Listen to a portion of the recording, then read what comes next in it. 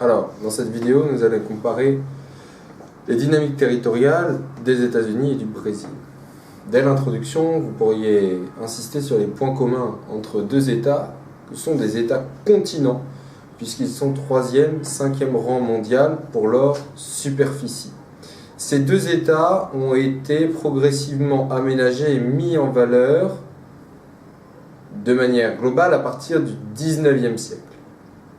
Les dynamiques territoriales, c'est-à-dire les transformations en l'œuvre dans les territoires, permettent de comprendre l'organisation actuelle des États-Unis et du Brésil, même si ces territoires connaissent des dynamiques contemporaines dans le cadre de la mondialisation.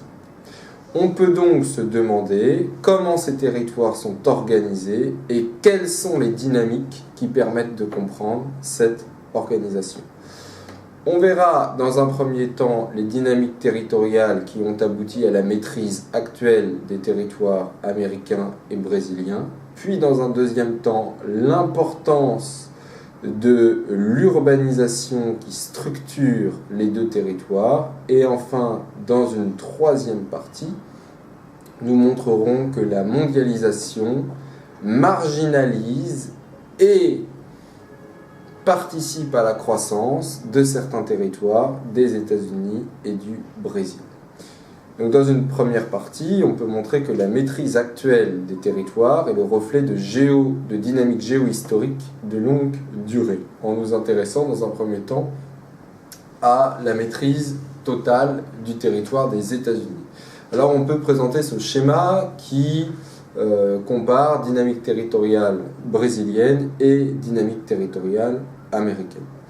Pour comprendre l'organisation actuelle du territoire américain, il faut revenir sur l'histoire de la maîtrise de ce territoire. En effet, actuellement, on observe une très inégale répartition de la population à l'intérieur du territoire américain, avec de très fortes densités sur la côte est, des densités importantes en Californie et des densités beaucoup plus faibles ailleurs. Et par ailleurs, si on étudie les infrastructures, on observe une forte densité d'infrastructures sur la côte est et en Californie, et à l'intérieur du territoire américain, des infrastructures beaucoup moins développées.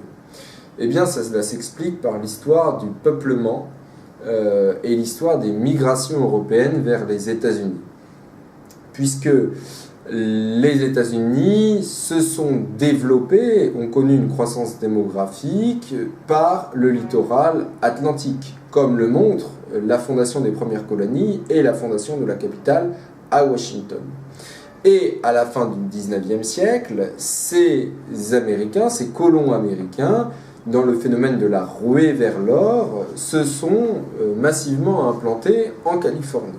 Cependant, l'intérieur du territoire américain est resté relativement peu peuplé. Alors, aujourd'hui, ce territoire est parfaitement maîtrisé, comme en témoignent les infrastructures de transport. Dès le début du XXe siècle, se sont développées des infrastructures de transport, en particulier des infrastructures ferroviaires, avec la construction du train transcontinental pour relier côte atlantique et côte Pacifique. Les infrastructures routières et fluviales se sont aussi développées au XXe siècle, et aujourd'hui les infrastructures aériennes sont extrêmement développées, ainsi que les infrastructures portuaires. Donc on a un État inégalement peuplé, mais entièrement maîtrisé, même si il reste quelques fronts pionniers, mais qui sont tout de même exploités, en particulier l'Alaska, qui est considéré par les Américains comme the last frontier, la dernière frontière, comme le montre très bien le film Into the Wild ou le livre de Catherine Poulain, Le Grand Marin, paru en 2016.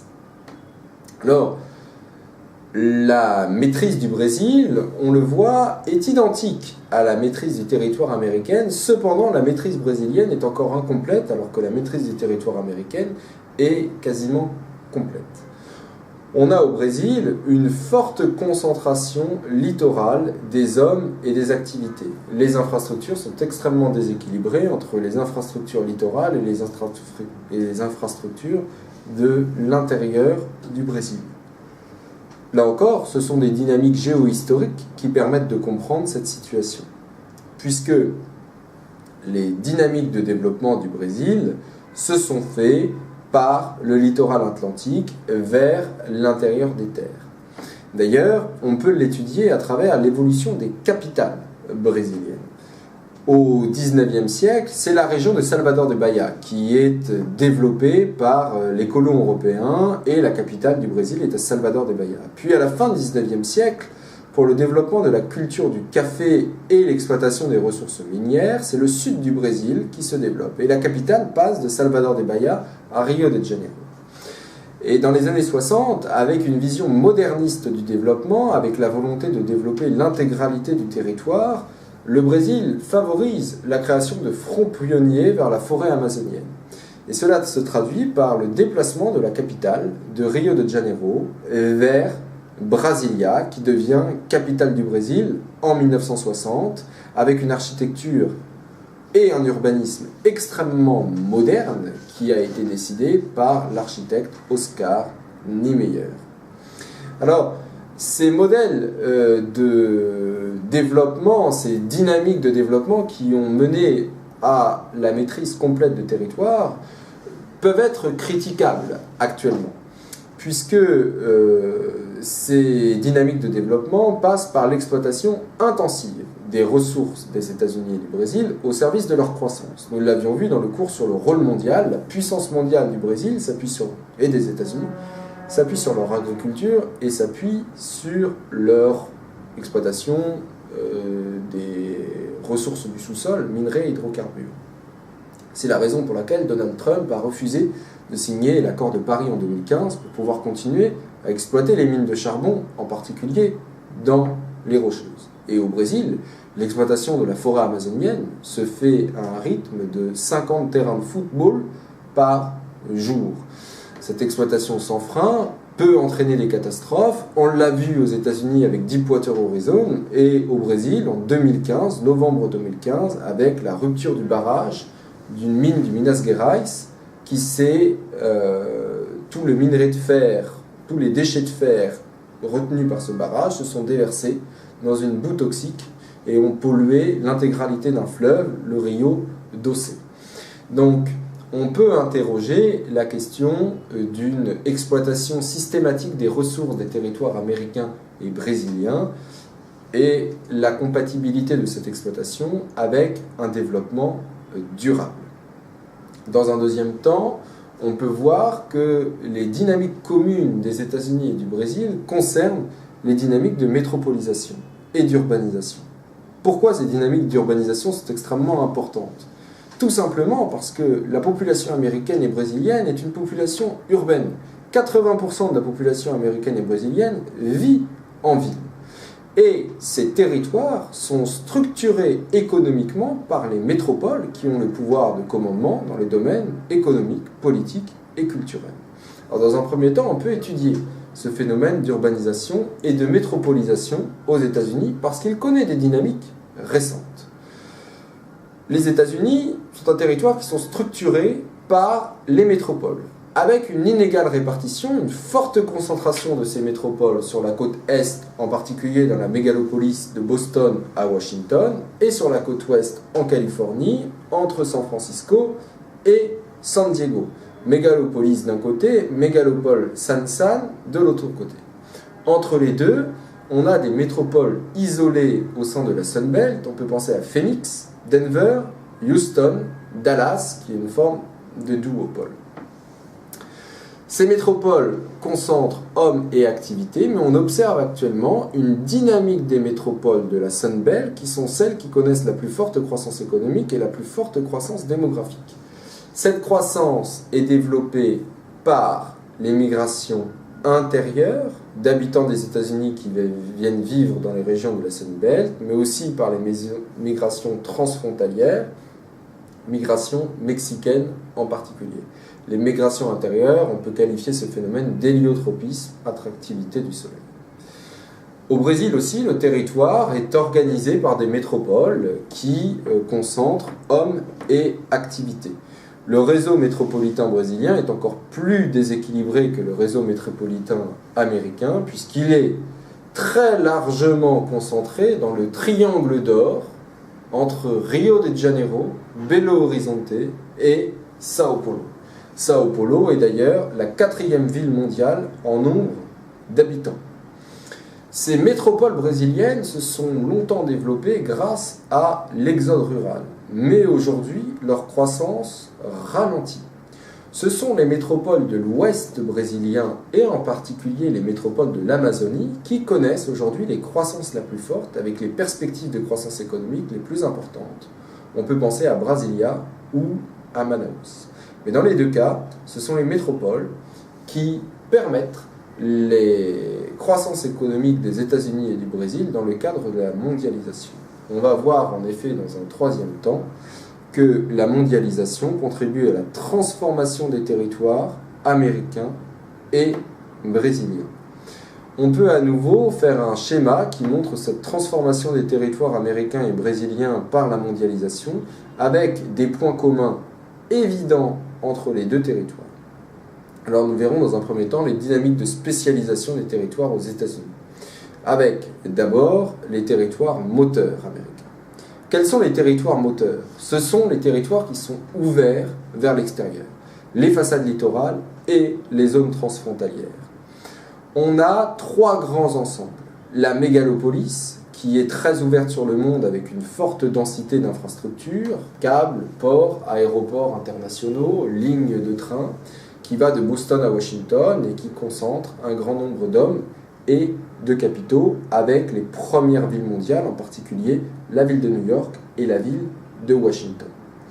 On a un autre axe, une autre région extrêmement développée qui est la Sunbelt, qui court de la Floride et à la Californie, qui est dynamisée par la frontière avec le Mexique, par les façades littorales caribéennes et pacifiques, et qui s'appuie sur de nombreux secteurs d'activité, en particulier le secteur de l'agriculture, grâce à la main-d'œuvre mexicaine bon marché, sur le secteur des hydrocarbures avec le Texas, mais aussi sur le secteur industriel des nouvelles technologies avec la Silicon Valley.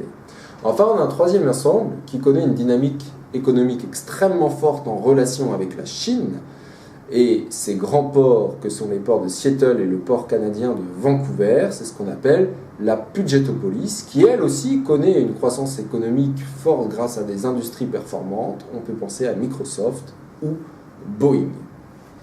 Toujours dans les territoires moteurs, même s'ils sont moins visibles car sans grande métropole, il y a les territoires stratégiques par les richesses du sous-sol. On peut identifier 3 territoires stratégiques. Pour l'agriculture, la région des Grandes Plaines, le grenier à blé des États-Unis, le grenier agricole des États-Unis, la ferme du monde des États-Unis, c'est là où les États-Unis développent leur grande culture industrielle et leur industrie agroalimentaire. On a aussi les Rocheuses et l'Alaska pour les ressources du sous-sol, minerais en particulier et hydrocarbures.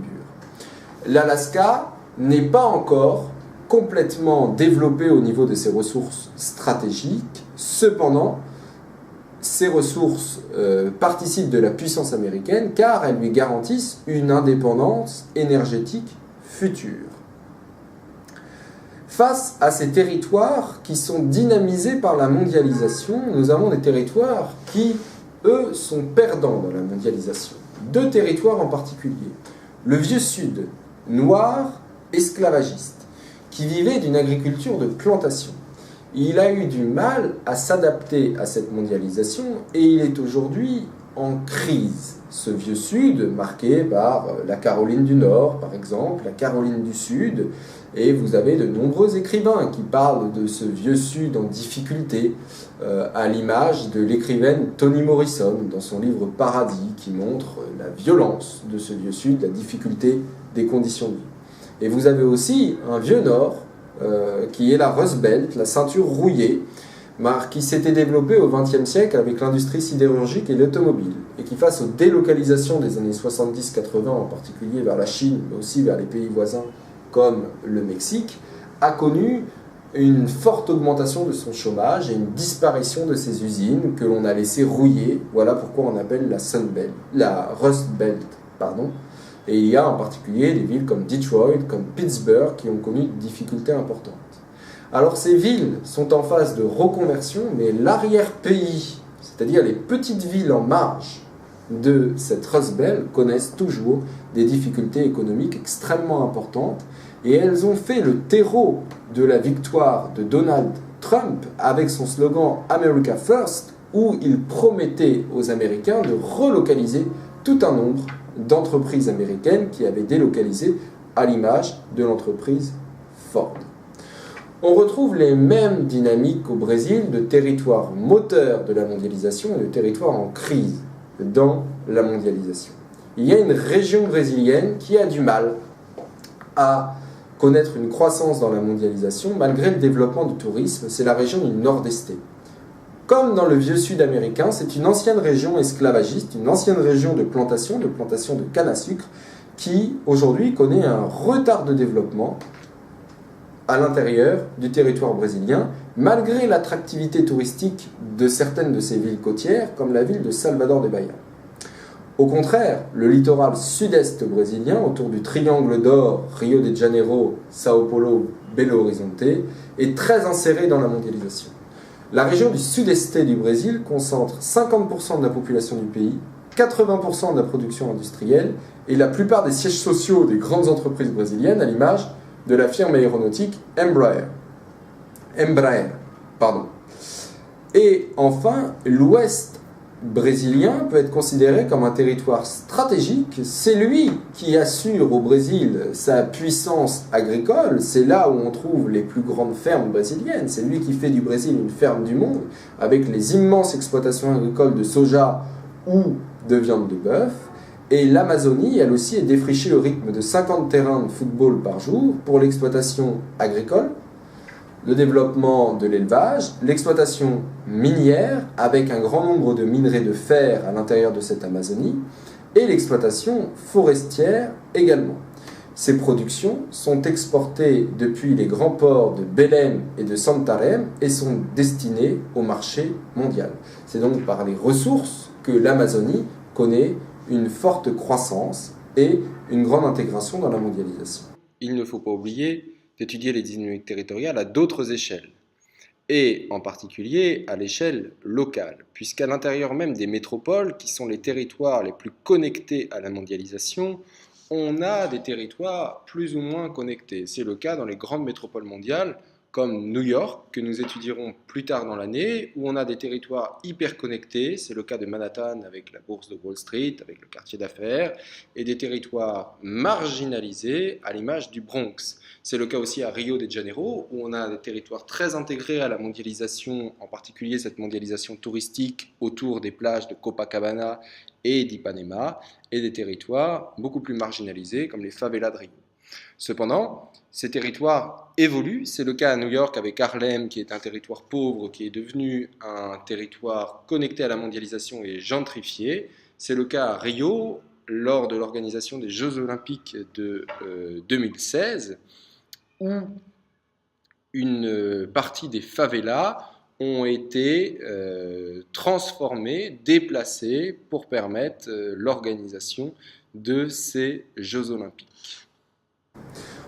On s'était donc demandé comment sont organisés les territoires des États-Unis et du Brésil et quelles sont leurs dynamiques. On voit que les États-Unis et le Brésil ont eu des dynamiques communes.